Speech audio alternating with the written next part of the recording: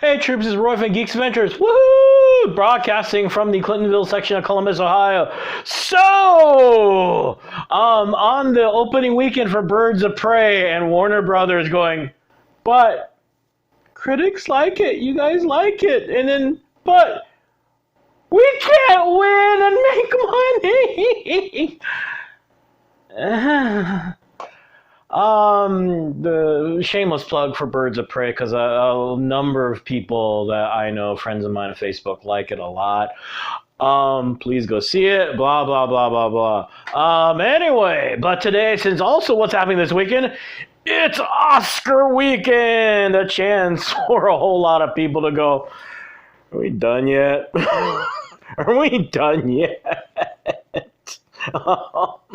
So we're doing an Oscar special of my own, and I think some of you are wondering, oh God, he's going to be the umpteenth fanboy saying how much Dark Knight got screwed.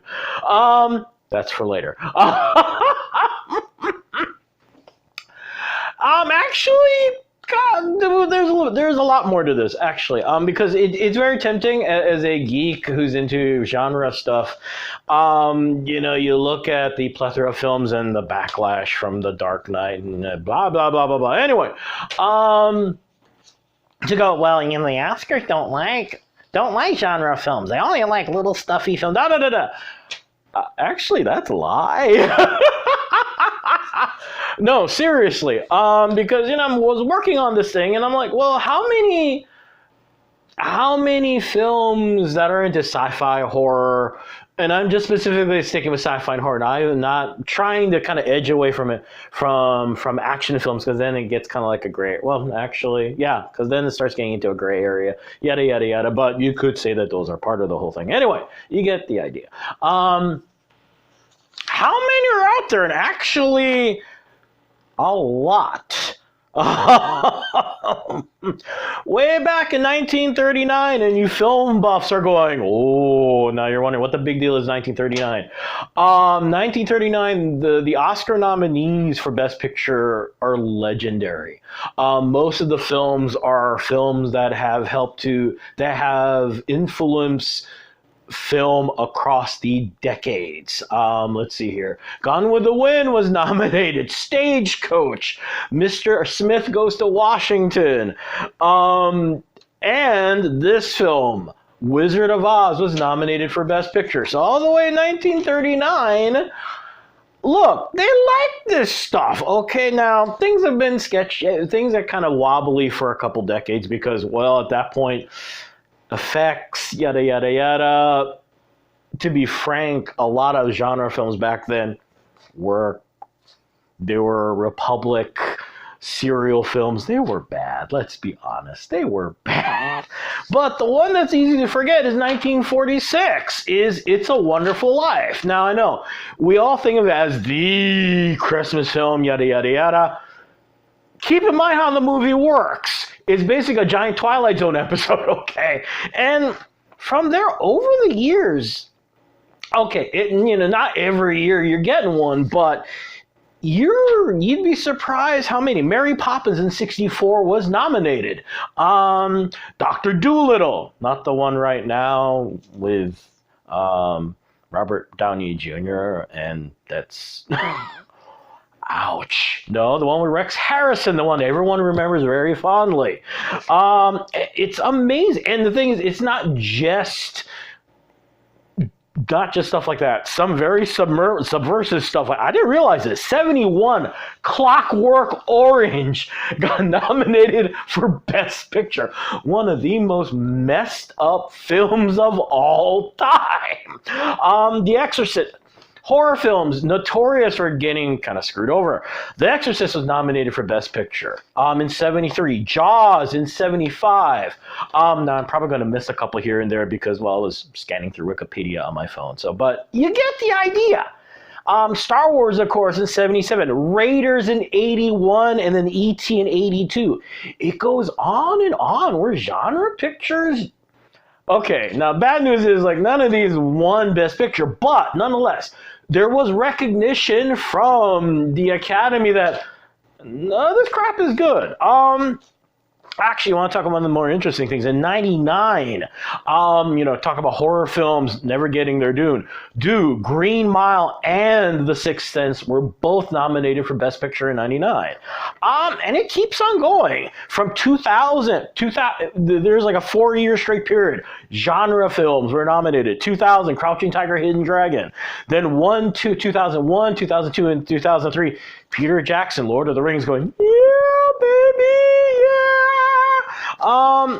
It keeps going. Now, of course, what kind of got geeks like me ragey was in '08 when The Dark Knight was not nominated for Best Picture. And I know there are a lot of folks right now going, come on, Roy, lighten up. No. This is where I'm going to get on the high horse a little bit. Nolan's films were never about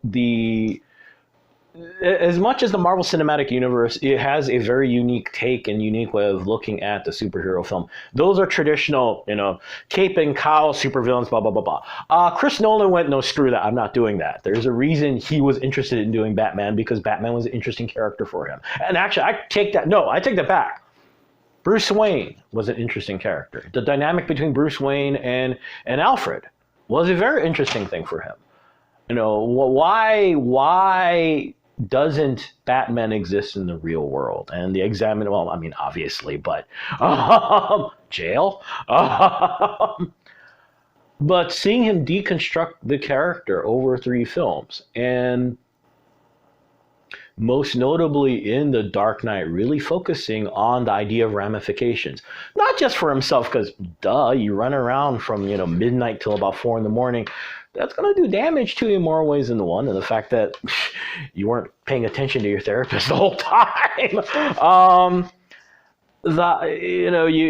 remember the closing scene in Batman Begins, where Bruce and Gordon are talking on the rooftop of the police station, and how Gordon goes, "Look, you're starting something. You realize what you started."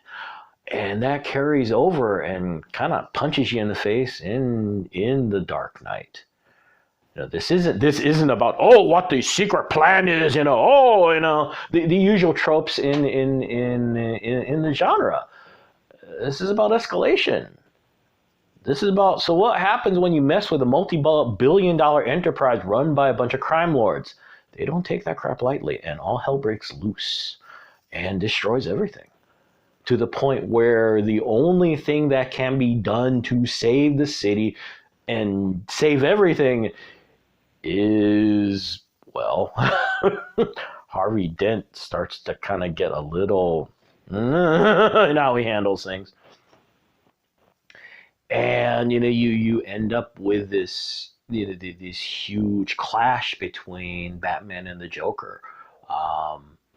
This escalation, this huge war, really. The multiple layers are going on here, of Bruce Wayne in many ways kind of giving into the delusion that if I can just do this one thing, Rachel will come back. And Alfred breasts his heart the whole time, like, dude, you don't quite get it, do you? There's, the 2 scenes for me that are most powerful in the whole film, and I haven't even talked about Heath Ledger yet. The two most powerful scenes. The first one, the one that got Heath Ledger the Oscar, the interrogation scene. Where the Joker is goading Batman into killing him, into absolutely losing all control, losing everything, turning into what he has been trying to fight this whole time and coming this fripping close to doing it. The other scene that's easy to forget, but is just as powerful, and is kind of counter, and is kind of think of it as a yin and yang to the interrogation scene. And now you're going, oh, that's right, is the ship scene at the end. Towards the end of the film, where you've got the 2 ships that are trying to evacuate the city, one with the prisoners and one with the citizens trying to escape, and the Joker does his booby trap with the explosives.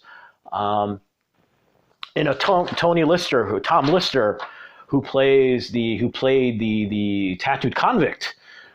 A lot of us, remember him just as Zeus from the WWF for a little while, and that really bad Hulk Hogan movie as the villain Zeus was wonderful. I mean, he's got 3 minutes of screen time, and he's magnificent. If you recall, there's this.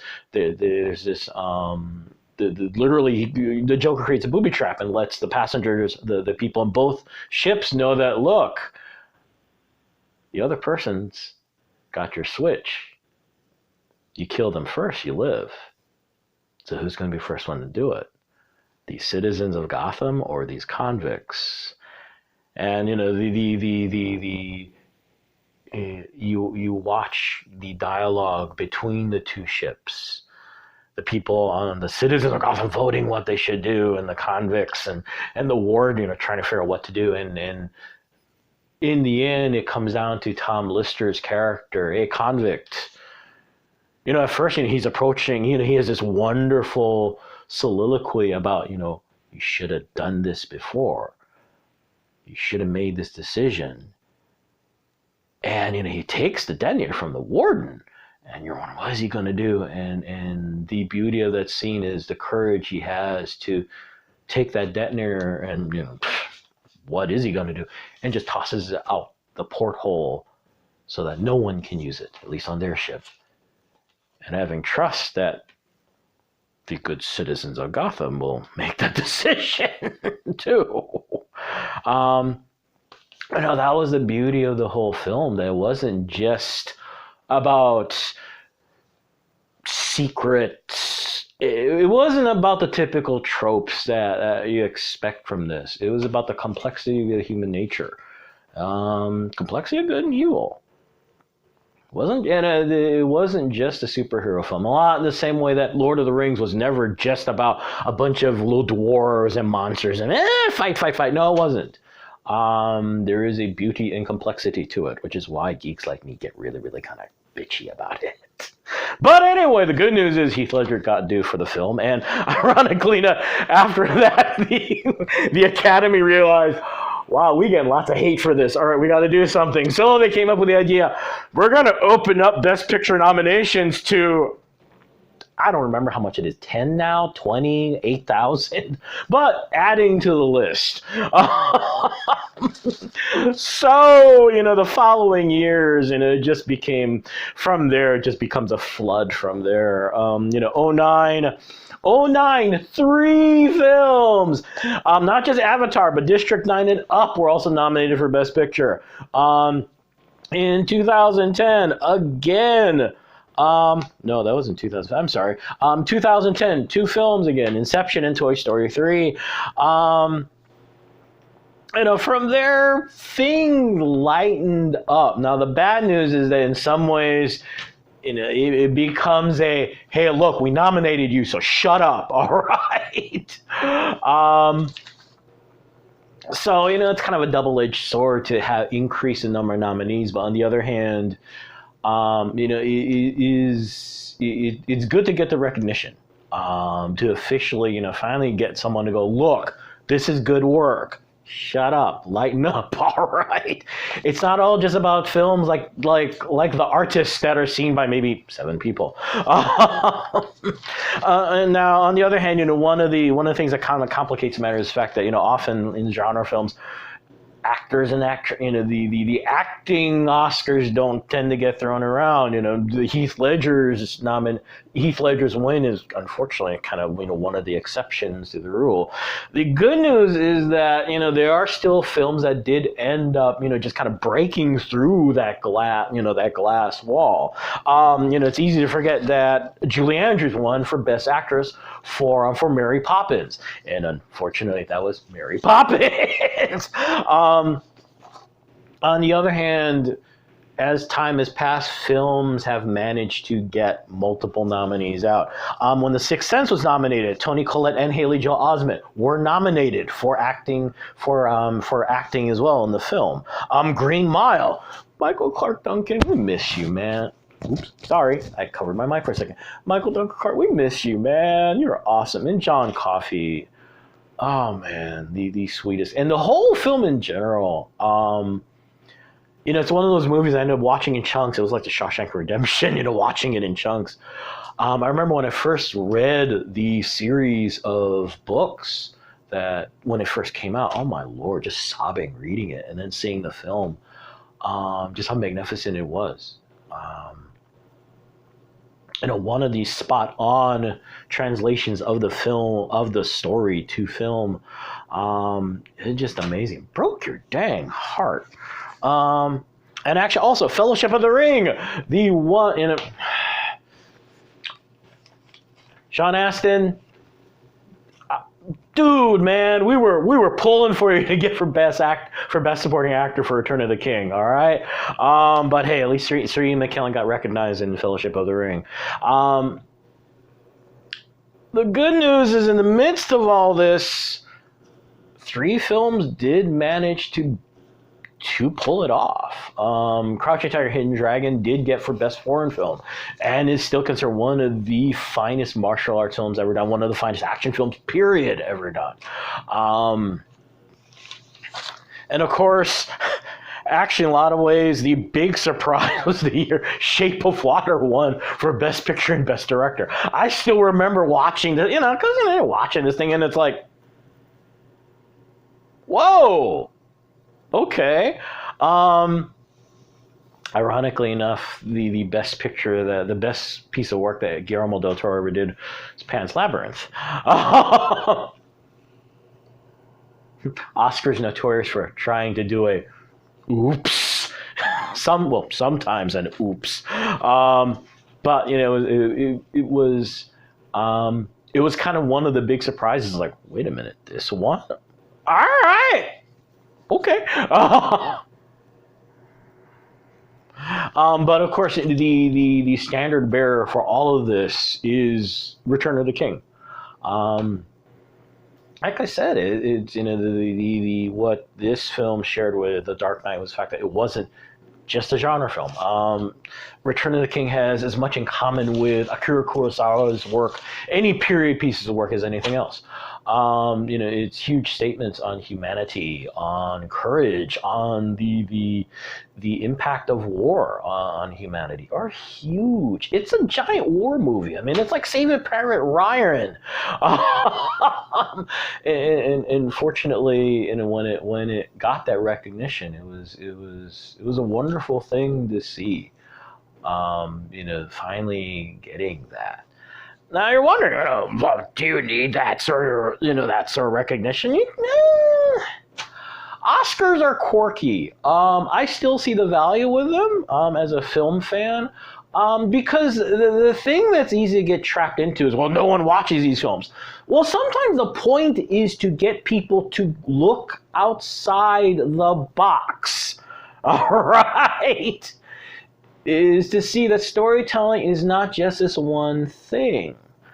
So that's where Oscars are a wonderful thing. It encourages you to explore what else is out there. If it gets you to watch one more thing, to discover something special somewhere else, that's a pretty awesome thing, because it's easy to get stuck into this trap of viewing storytelling in all forms only in one way.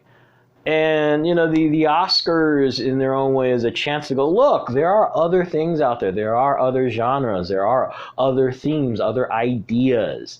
And I think actually kind of the other thing the Oscars are trying to do, I think it's a pushback to the tentpole films. I mean, those can still be fun, don't get me wrong, but I think for them it's a pushback to remind the industry, look, all right, not every dang film has to make $1 billion to prove its value, okay? So it's a complicated thing in the end. And yes, there are other long, complicated issues with the Oscars, which, sure, that's a whole other thing to discuss. Issues of diversity and everything. That's a whole long issue. Oh, boy. That's a train wreck. But anyway. So yeah, the Oscars, I guess, in the end, like a lot of things, it's To paraphrase Michael Keaton's wonderful line from Batman when he's trying to tell Nicole, oh wow, my brain just went blank. When he's trying to tell Vicky Vale that he's Batman and goes, my life is complex. Same thing with the Oscars. It's not perfect, unfortunately. That neither excuses the oversights that have occurred over the decades.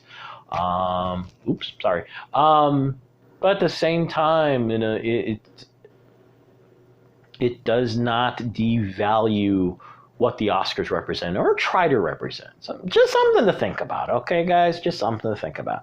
Anyway, hey, hope y'all, holy cow, I have been rambling like a geek for 20 minutes. I need to stop. Anyway, hey, y'all have a good weekend. May the force be with you. May the odds be in your favor. And as always, be good to each other, okay, peeps? Y'all take care, all right? Peace. Bye.